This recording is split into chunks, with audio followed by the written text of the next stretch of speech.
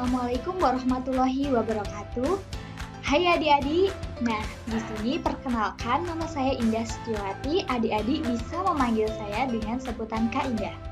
Nah, Kak Indah di sini mau membahas tentang materi kalian, yaitu sesuai judul tadi apa? Ya, benar sekali, fase dan siklus menstruasi. Nah, sebelum kita mempelajari materi, tujuan pembelajaran yang harus kalian ketahui yang pertama adalah menjelaskan proses terjadinya menstruasi, kemudian bisa menjelaskan fase-fase menstruasi, dan yang terakhir bisa menjelaskan peran hormon pada tahap menstruasi. Oke. Sebelum mempelajari materi lebih dalam lagi, sebelumnya apakah adik-adik itu sudah mengetahui proses menstruasi? Kemudian bagaimana fase-fase menstruasi? Apakah sudah ada yang tahu? Atau apakah di sini sudah ada yang pernah menstruasi? Oke, kalau belum tahu kita bahas di video kali ini.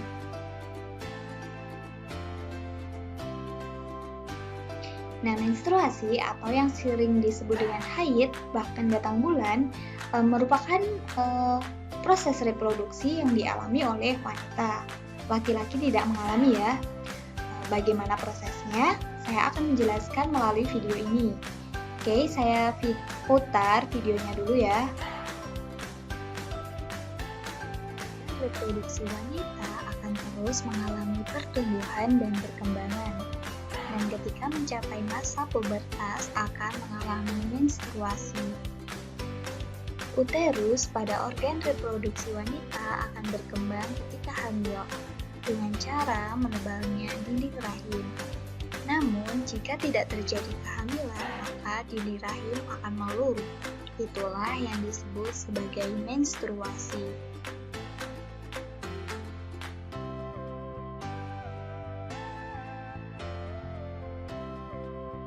Darah menstruasi ini akan mengalir keluar vagina.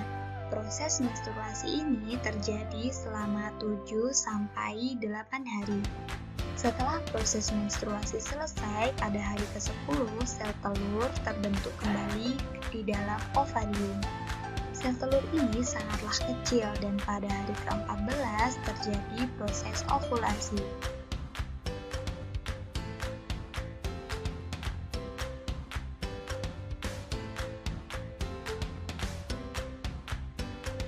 Proses ovulasi sendiri merupakan pelepasan sel telur menuju ke tuba fallopian. Sel telur ini bergerak menuju uterus disertai dengan ovulasi dinding rahim juga mengalami penebalan. Jika pada hari ke-28 tidak terjadi pembuahan oleh sperma, maka dinding rahim akan meluruh kembali bersama dengan sel telur dan terjadilah menstruasi.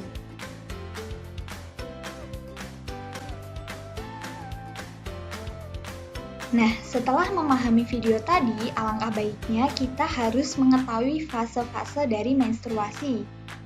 Oke, saya akan menjelaskan fase-fase dari menstruasi ini. Fase-fase menstruasi ini ada 4. Yang pertama adalah fase menstruasi sendiri, kemudian ada fase folikuler, kemudian ada fase ovulasi, dan yang terakhir adalah fase luteal. Fase folikuler ini merupakan fase praovulasi, sedangkan fase luteal ini merupakan fase praovulasi. Untuk lebih jelasnya saya akan jelaskan melalui gambar ini. Fase menstruasi ini dimulai ketika sel telur tidak dibuahi oleh sel sperma, sehingga terjadi peluruhan atau menstruasi. Menstruasi merupakan keluarnya darah melalui vagina.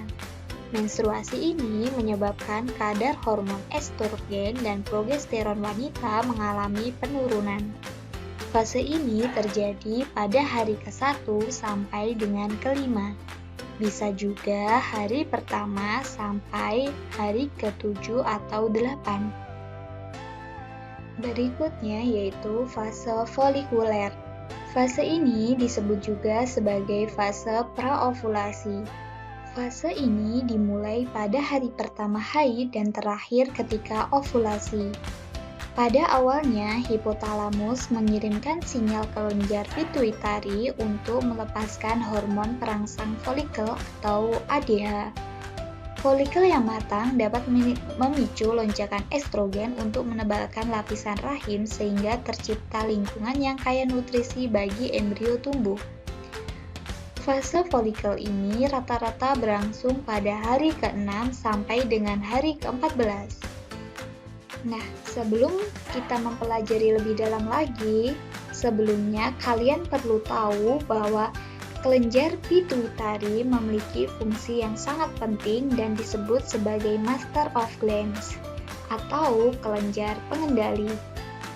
Ukuran kelenjar pituitari ini 1,25 cm dengan massa setengah gram.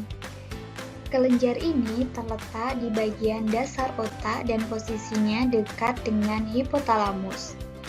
Berikutnya yaitu fase ovulasi. Fase ini terjadi pada hari ke-14. Meningkatnya kadar estrogen selama fase folikel memicu kelenjar pituitari melepaskan hormon LH. Inilah awal terjadinya proses ovulasi. Ovulasi adalah proses ketika ovarium melepaskan sel telur yang matang. Selanjutnya, fase terakhir yaitu fase pasca ovulasi atau fase sekretori. Setelah folikel melepaskan sel telur, zat ini berubah menjadi korpus luteum. Korpus luteum dapat melepas hormon terutama progesteron dan beberapa estrogen. Ikatan hormon ini membuat lapisan rahim menebal dan siap untuk ditanami sel telur yang telah dibuahi. Jika tidak terjadi pembuahan, maka terjadi penurunan kadar estrogen dan progesteron yang memicu terjadinya menstruasi. Pada fase ini, wanita tidak hamil akan mengalami gejala sindrom pramenstruasi atau PMS, seperti kembung, payudara terasa nyeri, suasana hati berubah, sakit kepala, berat badan bertambah, dan susah tidur. Seperti itu penjelasan dari saya. Jika adik-adik ada yang dibingungkan atau masih bertanya-tanya, bisa putar videonya lagi. Mungkin sekian penjelasan dari saya. Bila ada kurang lebihnya saya mohon maaf. Wassalamualaikum warahmatullahi wabarakatuh. Selamat bertemu kembali.